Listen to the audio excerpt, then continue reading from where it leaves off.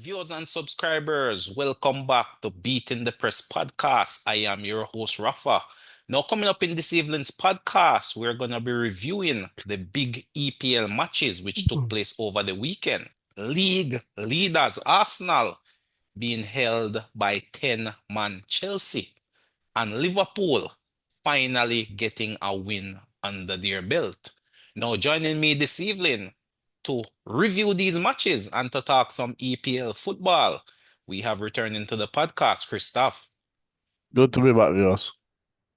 Christoph, nowhere else to start but over there at Stamford Bridge. Big London derby. Arsenal versus Chelsea. And of course, this one ended in a 1-1 draw. Is it 2 points lost or a point gain for Arsenal, Christoph? Um, Definitely 2 points lost by Arsenal, 2 points gained by the PGMOL, I guess you could say. Well, I mean, in Strange. this case, the decision was for Arsenal or in favor of Which, Arsenal. which decision was in favor Well, of the red Arsenal? card on Caicedo. If there could have not been anything else but a red card, Right, right. So could not advantage have been Arsenal. anything else. No, no, no, no, not You're advantage down to Arsenal. 10. You have 11. Chelsea have Uh, 10. Let me just ask you first of all. Yes, You watched the match. correct. You watched the entirety of the match and Well, you thought the officiating was fair. I'm just saying, in terms of that particular decision. That particular decision was correct. Right. Probably So I'm what saying one after that decision, the advantage was Arsenal. Arsenal playing uh, with 11, Chelsea playing with uh, 10. Arsenal Advantage Arsenal. Arsenal committed 13 fouls and received 6 yellow cards. Right. Chelsea committed 12 fouls and received 2 cards, one yellow, one straight red. Okay. The referee was But much that more being said, though, lenient. before you go further, that being said, Mhm. advantage Arsenal because Chelsea is now playing with 10. Advantage Arsenal after the card was given. But Right. even before that, the referee was not issuing any cards to Chelsea. It was just all Arsenal. Start of the game. First couple of minutes, Caicedo, challenge and Rice, no card given. Fine, the referee is going to let things go in this game. Fine. Uh, 1 minute later, Corluka, Kukurea takes down Saka, no card given. Fine. 2 minutes later, Zubamendi takes down, I think, Enzo. Yellow card, Zubamendi. Yeah, but I mean, that being No, said, no, no, no, no, no, no, no. You don't let two Chelsea falls go only for the first Arsenal challenge to be a yellow so card. what's the complaint? I'm not, to be honest, I'm lost at this point. My my Chelsea my got the red card, Arsenal, Chelsea got I'm not, a rightly deserved red card. Had there been any other call but a red, the referee would have need to be withdrawn from the game or something. okay, all Because right. So correct fine, call then in that the case. the for the other 90 plus minutes of the game, the referee was very lenient. Before the red card and after the red card, the referee was very lenient towards Chelsea players. So you're Chelsea, saying even with Arsenal playing 11v10, you're still complaining that the referee was refereeing against Arsenal? the referee was refereeing against Arsenal. It's not a question of bias on my Okay. part. I'm not biased. I Well, call I call out if I feel the referee has done something in favor of Arsenal. I call it out. All right. okay. I've seen even Manu fans complaining about how that game was refereed. Right. And Manu fans don't like Arsenal and don't like Arsenal fans. So if But that Manu being fans said, are though, Christoph, complaining, that being said, what of the game? What of the game? I the mean, game, the yeah, game, the talk game, to us about the game. the game was skewed because of the refereeing decisions.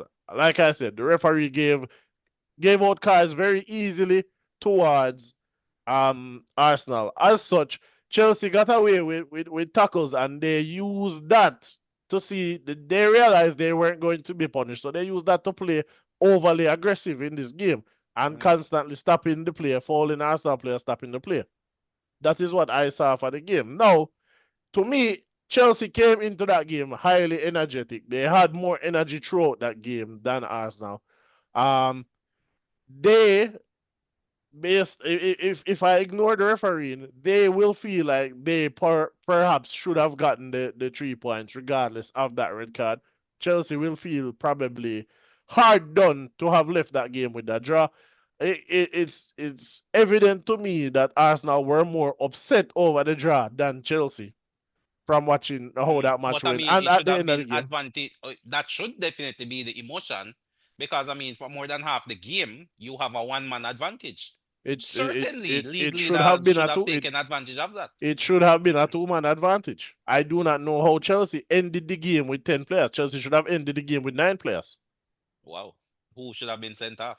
Kuka, Additionally, Kukurea should have been not a question of was his fault, but Kukurea should have been sent off for a second yellow card for the fouls that he committed. I saw Kukurea get, if you recall the first, not the first, if you recall the card that Calafiore got first half for taking down Enzo. Kukurea a few minutes later, exact carbon copy challenge on Saka, no card. I do not, and that would have been his second yellow card, and he would have been off, and Chelsea would have been down to 9. I do not understand. For the entirety of the game, Chelsea players were fouling Arsenal players. Basically, carbon copy challenges that Arsenal players got yellow cards for. Chelsea got no cards for them. Enzo is another player who could have been sent off for the challenges he was doing. mm. So that being said, though, Christoph, I mean, I'm hearing a lot of refereeing decisions. What of the gameplay? I mean, could Arsenal not take advantage of the one-man 10v11 for more than half of the game? And it was Chelsea who, with their 10 men, eventually took the lead, Arsenal having to come from behind. Yeah, fair play to Chelsea. They went down one man. They got a set piece scored, which again that was also not picked up by the referee. It was offside. It was offside. I don't know how I, the VAR I did don't not see know. it. I don't know. I mean, I don't want to hear come the end of the season the referee is being blamed for Arsenal No, no, failing no, to no, lift no, the no, league no, title. I no. mean, that being said, as a team, as leaders, you're not gonna get every decision. So I mean, you definitely have No, to play through what you I classify as poor listen, listen, decisions. listen. You cannot play through 4 decisions when there is video replay. Mm, VAR and all There these things. there can be no poor decisions, Yeah, especially but I major mean, VAR decisions. again, going back to the card, the red card for Caicedo, it was given initially as a yellow. It was VAR Mm, who stepped in, and that card was upgraded to red. So yeah, again, to me, brilliant. VAR there was in favor of Arsenal. I mean, I'm Oh, not sure no, how no, you're no, no, no, no, complaining no, about the no. referee Hold on. when you Pause, had pause, pause, pause, more than pause. half the game with 11. Hold on. You listen. When a decision is the correct decision, it is not a decision in favor of a team. It was the Mm, correct decision. well, Red card it could be was seen if as one team listen getting an advantage, even though it's the correct decision. if the yellow card had stood, it would have been a call in favor of Chelsea. That is what it would have been. The Well, VAR said, "Hey, or this it is could have been wrong. a call Review in this." favor of the ref not deciding the game and No, allowing play to carry on using common it's sense not. and managing the game. So hold on. So I'm studs not up sure. is not a red card offense. Well, it is, and so said so Okay, done. It was given and as a red. So, the referee went over, watched the replay, and right. decided to upgrade it to Correct a red. decision. No, I'm not disagreeing with the fact that the hold decision on. was correct. The referee could have gone over, watched the replay, and said yellow card, and that would have been a decision in favor of Chelsea. It would have told No, Chelsea, I'm not arguing this decision.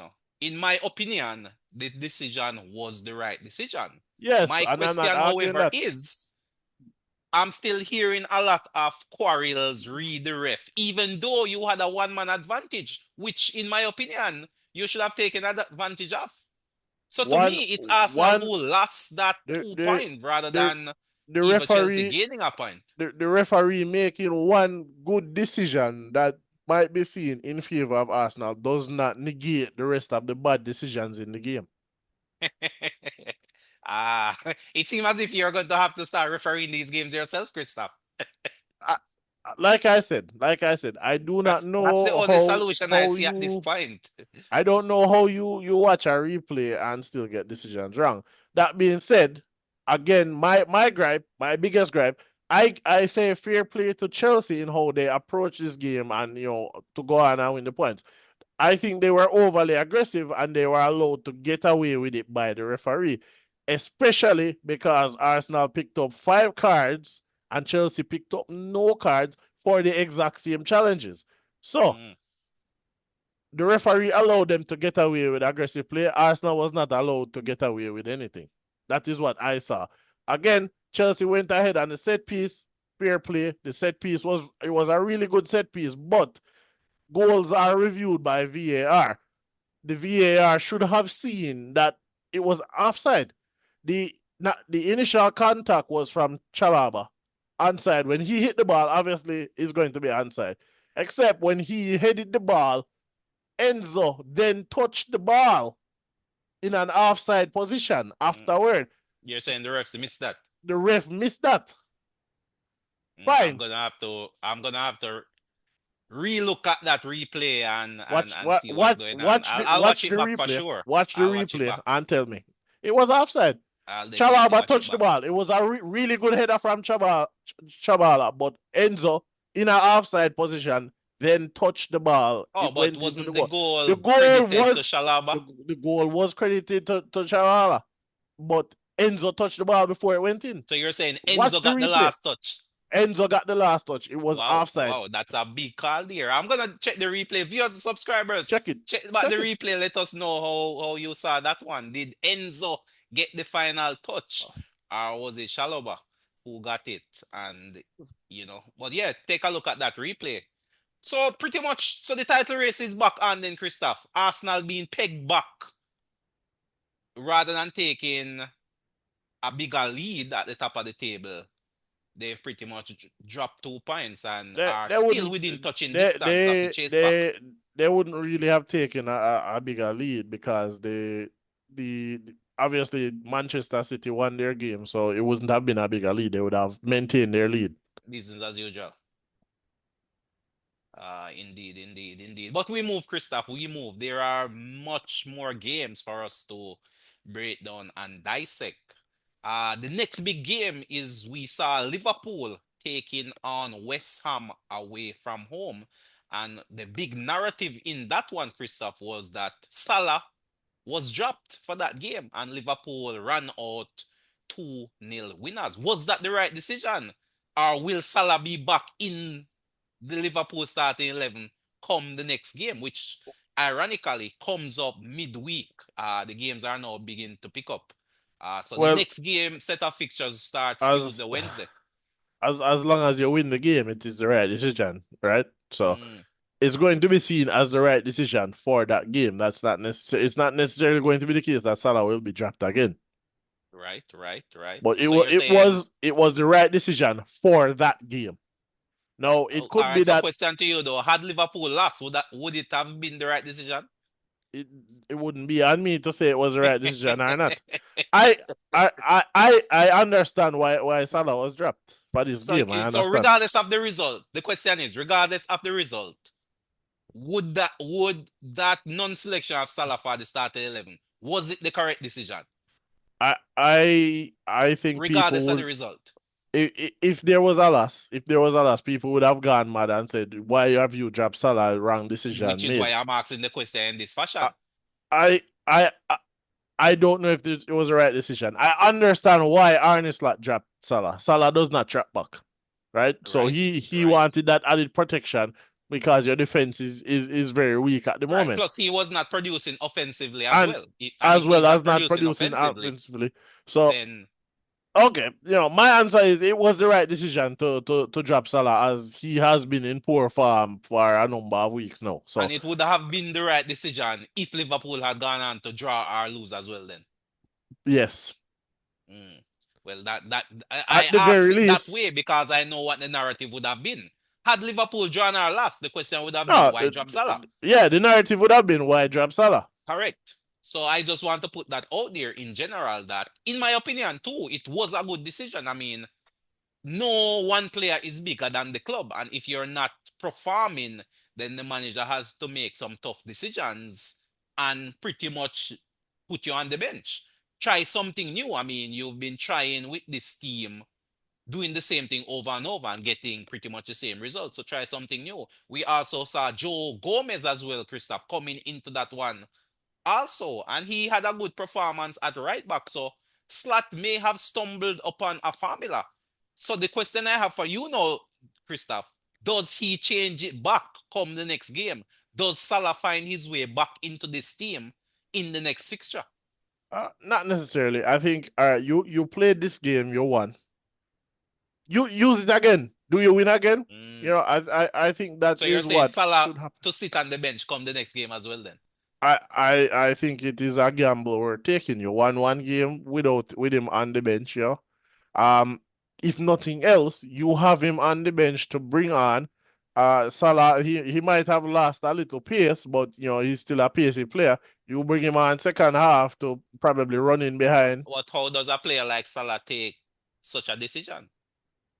Well, Is this the beginning of the end for Mohamed Salah at Liverpool? I don't know if it's the beginning of the end for Mohamed Salah. We'll know a little later in the season or at the end of the season. We'll know. We don't know right now. You know, we'll come back in hindsight and say this is where it started. This is where the end of his Liverpool career started, or this is where you know he went through a slump and he re-emerged What's your as call though? Mohamed Salah. If you were a betting man, what would be your call read the Salah situation? Would it be the beginning of the end or going through a slump and then being rejuvenated? My thing is you we probably never expected Salah to be so poor so far this season. Um, for me, a couple seasons ago, I thought Liverpool would have cashed in on Salah, sold him to the Saudi League a couple years ago when they had come for him, and then use that money to kind of rebuild the squad under slot, not slot, under Klopp at the time. So it's a little surprising now to after that after I thought he would have been sold. He did well for what 2 3 seasons, did really well. Um, and no, it could just be a bad season, could be just a bad patch at the moment.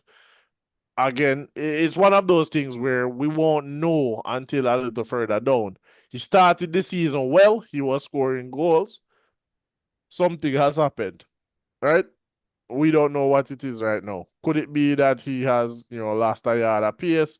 This is the decline, right? I mean, players decline as they get older, right? This could be the big decline now that we're seeing. Mm, I see, I see. Well, time, as you said, time will tell, time will tell. But it's hard to say, to be honest. I mean, it will be interesting to see how Salah takes this though. If he is in fact dropped again for the upcoming game, My that will my be the interesting thing I'll be looking for in Liverpool's my next fixture. my thing is the reaction to it depends on how the professionalism of the player. Because if a player is not playing well and they get dropped, it's a justified decision. You're Justified, not playing right? well, you're dropped.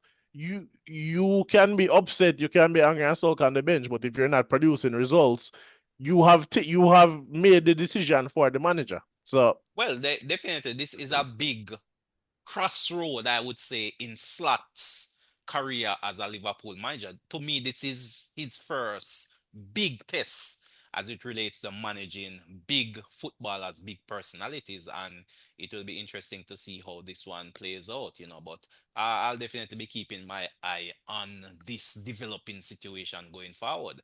At this point in time, I'm not sure. It's a case of playing Salah versus results. I am not sure where I sit at this point in time. You know, for me, the season is already gone away for Liverpool. So it has to be a case where you're looking towards the future, pretty much integrating you know, those new pieces even all right, who are obviously younger. talking about this game and Salah being dropped, like going into this game, I actually thought perhaps Van Dijk would have been dropped for the game. Mm. That's what came to mind. I was like, Van Dijk Well, I wouldn't. No, no. has The thing been poor. is, the competition there's no competition. That's the problem at centre back for Liverpool. There is no one else to choose from. At least with Salah, you have options out there on the right side. I mean, even Chiesa could possibly play out there on the right also. And of course, you have the wizard there in the middle, Verts. And again, to me, as a Liverpool fan, I would definitely have to side with youth, Christoph. At the end of the day, no one player is bigger than the club. Salah has been an excellent servant for the club, but as we know, football is a business. Footballers come and go. The best of the best have passed through Liverpool. They have come, they have gone. The club is still standing. The club is still winning trophies. So Salah won't be the first, and he definitely won't be the last big name player to be dropped, in a squad such as that of Liverpool. And at the end of the day, Father Time catches up with us all. Father Time can't be outrun. Some players manage to outrun it longer than others. But again, I'm not sure if that is the case with Salah, where Father Time is now catching him up. Or it could be the money as well, Christoph. He got his big payday. Maybe that little bit of motivation is lacking, as we have seen with a number of other footballers, where once you get that big payday, it's almost as if something disappears from your game for whatever reason. I'm not sure. We've seen it with the likes of Sterling. We've seen it with the likes of Rashford. We've seen it with a number of players. Once they get that big payday, something click or something turns off. Maybe that hunger isn't there anymore. So again, the verdict is out. I'm taking a wait and see type view. So I'll wait and see what transpires going forward. But interesting times ahead over there at Liverpool. The team I want to touch on though, Christoph, which hasn't been getting a lot of the spotlight, but they are quietly churning over results. That team, Newcastle, Christoph, is Aston Villa. Aston Villa. Aston Villa now Uh, sits in Yeah, fourth, 6 points off the pace. that's a strange comment, because going watching the build up to that match, the commentator says Aston Villa is the informed team, so I'm They not are the sure. informed team, but they haven't been getting a lot of the limelight. So they are quietly getting results, moving up the table, and going very much unnoticed. It's almost as if they're in stealth mode and you're just seeing them rise. They now sit in fourth position, 6 points off the league leaders. And I believe one of their upcoming matches will put them against Arsenal, if memory serves me correctly. If not the next game, I believe so. You're right. Uh, So the no, next game Arsenal for next game is against Brentford. right. So the following game, I believe, should pit. Uh, I believe Aston Villa versus Arsenal. If I'm looking at my fixture Yeah, December correctly, 6th on Saturday. right. Arsenal and Aston Villa at So Villa that Park. should be a So big test as well.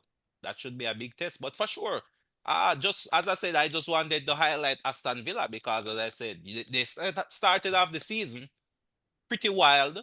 At one point, they were going a number of games without scoring, and that caught a bit of attention. But ever since they broke their scoring duct, maybe around game four, they have picked up a number of good results. And as I said, they have moved up the table quietly, now sitting in fourth and only 6 points behind league leaders. Could they be an looking outside chance in terms of winning the title, Christoph? winning the title, I would say probably unlikely, but they do have the ability to apply pressure. Tell you that. Well, Um, I mean, definitely that game versus Arsenal is definitely one of those pressure games. not And just that, the fact that they're going to play Arsenal on the 6th, but they'll also play the reverse leg in December as well. At playing at Arsenal playing away at Villa Park on the 6th, and then the reverse leg of that fixture will be played on the 30th at the Emirates. So mm, so that game coming thick and fast. And as I there's a said, I there's a mean, there's a there is history actually between these two just teams, especially in the managerial hot seat, which Emery currently occupies over there at Aston Villa. He'll definitely have a point to prove against his former team. Unceremoniously dismissed, Christoph. Probably wasn't given the time which a man like Arteta has been given. And there could be a little grudge right there. He could set the I don't- cat amongst the I pigeon if he I was to get a win over Arsenal. I don't believe that he was unceremoniously dismissed. Did he deserve more time? Probably. But the problem for him that occurred at Arsenal is that he lost the dressing room. And if the Mm, manager loses the dressing room, it's basically over. So that is what happened at Arsenal. The players no longer had faith in the manager, so you had to replace him. interesting, interesting for sure. Interesting. But some other results, Christoph. Manchester United coming from behind to get the better of Crystal Palace.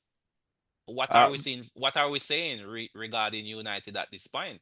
Have they now very officially turned the corner, Christoph? Have they now balanced out, and this is the sort of United that we'll be seeing going forward, where you win some, you lose some, you might get a draw here or there, so but probably not consistently good enough to finish in the top four. at the moment they look to finish in the top 10.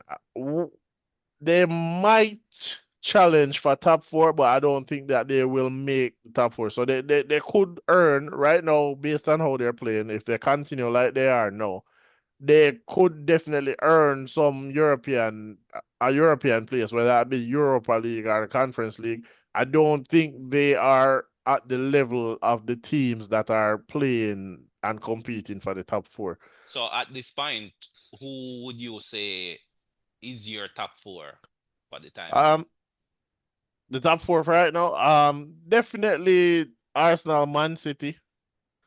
Chelsea looks to be challenging for it, but I have we said that we expected Chelsea to play a bit hot and cold for the remainder of the season. I think probably the next game Chelsea is going to drop points in the next game. Just based on how they've been performing. They do Oh, they're you're saying doing. Chelsea, they're gonna drop points versus Leeds? I think they'll drop points in the next game. Leeds, Ch Chelsea has been doing a very good Manchester United impression against the big teams. They step up for these big games, but then they drop off for the smaller teams. So you're saying if you're a betting man, Christoph, you I would would bet bet on against Chelsea Chelsea in to. their next game versus I Leeds. think Chelsea will drop points against Leeds. So Leeds to win or draw versus Chelsea then would be your call. Right. Wow, wow, that's a big call indeed, big call indeed. But yeah, definitely Manchester United looking impressive enough. And another team, Christoph, which we've mentioned quite a bit in our Brighton. podcast, Brighton. Brighton again getting, you could say, a big win in their last fixture, and 2-0. Was it 2-0 Yeah, 2-0. versus Forest? Right. Away from home at that as well. I mean, Yeah, I was not that it's a very surprising result. Yeah, well, well, Nottingham Forest. Nottingham Forest right. has been, a bit shaky for the season so far, going through two managers in quick succession. But they did do very well against what you could say was a very poor Liverpool display last That's true. weekend. That's true. That's true. Yeah, But they definitely needed to have backed up that win versus Liverpool with something, even at least a draw. But right, Brighton really dominated, especially in that first 20 minutes, and they turned over this Forest team, running away 2-0 winners, and they are sitting in fifth currently on 22 points. So they're definitely finding a bit of consistency now, it seems. And they are definitely a team to look out for. I mean, much like Aston Villa, they're going about their business pretty quietly, operating under the radar, almost moving in a stealth mode, but definitely getting the results. And we've often said they are a very unpredictable team. So their games are often very difficult to predict. They could turn up and get the win over the so-called bigger teams, and often sometimes they may drop points versus lesser teams, you would say, are teams on par with them. But of late, the last 2, 3 games, they've definitely gotten some creditable results. So, kudos to what is taking place over there at Brighton, and more credit to them, as you could classify them as a selling team, Christoph, where they blood a number of young players only for the big boy to swoop in for big money and carry them away. But again, they constantly replenish their stock, and that they seem to have a formula. That seemed to be their football model. So any coach going there know that is going to be the situation, that they're a selling club. They go out, find young talent, blood them, bring them through, coach them up, elevate them to a large extent, and then sell them on at a big profit. And have sometimes reinvest that profit in finding other gems across the world. And that model seem to be, they seem to have masters that model. And of course, Chelsea being one of their bigger benefactors, Christoph, they have a very close-knit relationship with Chelsea, where they buy for 10 million and sell for 100 million. So interesting times ahead for sure. But yeah, Brighton looking the part, looking good at this point in time. But Christoph, were there any disappointments for you over the weekend? Was there any team that surprised you in terms of the result? Um, I guess from a neutral point of view, you could say Tottenham losing to Fulham was a surprising result, and the Yeah, manner yeah. in which they lost as well. Going on Going 2-1. down to two goals in the first half, two quick goals early. Right. Oh yeah. Only to not be able to muster Yeah, they and did they did manage a goal back, but too little too late. I mean, I could saw have been that more. Harry Wilson goal, Christoph, where the goalkeeper was way outside his box, and Um, so you know, the first goal, I don't blame the keeper. Wrong-footed, right? He got wrong-footed, but he was expecting a shot to come to the right. Planted. It went roll past him on the left. Fine, fair play. But the second goal, to go so far out of your area with the ball and then not even clear it properly, yeah, only just clear it for a throw. The easy decision would just kick it for a throw, but I mean, you know, I think even sending it out for a corner would have been a good decision because then you would have gotten the opportunity to go get back into the goal and right, set up. right. Yeah, such are these things. Oftentimes these decisions are very rash decisions when things are going against you. But yeah, but we did see a very what I would classify as a potential Puskas goal, Christoph. That one from the Brighton player, the American, was it Tyler Adams, I believe, from just inside the opponent's half and really lobbing the keeper. The keeper doing his best efforts to get back and save that one, but it was a sublime finish, and that may have a chance of winning the best goal of the year. In all honesty, it took a level of skill to pinpoint, almost like that Richarlison goal, Christoph, almost a carbon copy of the Richarlison strike earlier in the season or a few games back. So that was interesting. But I don't know, Bournemouth, like if Bournemouth has fallen off. Bournemouth has definitely fallen off, having started so brilliantly. They seem to be leveling out, and results are becoming very hard to find for Bournemouth. yeah, but I think that we teams that you would probably classify as mid-table and below, you kind of expect them to be leveling out usually around this time. Usually more so in the second half of the season. But I think maybe the overall quality of the league feels to have risen so far this season. The teams that are really doing poorly are teams that were doing poorly last year, right? Other than aside from probably Leeds is the only maybe Burnley, Leeds and Burnley they came up and they're doing poor, but like West Ham poor last season, Wolves poor last season, and it's kind of continuing. But I think everybody else, the level has kind of increased somewhat because last season Manchester United, Tottenham just above the relegation zone. Now they're mid-table, doing better than m- much better than they did last season. The play has been much better from both those teams versus last season. So I think a lot of teams are leveling out early this season. Indeed, indeed. We're quickly running out of time, Christoph.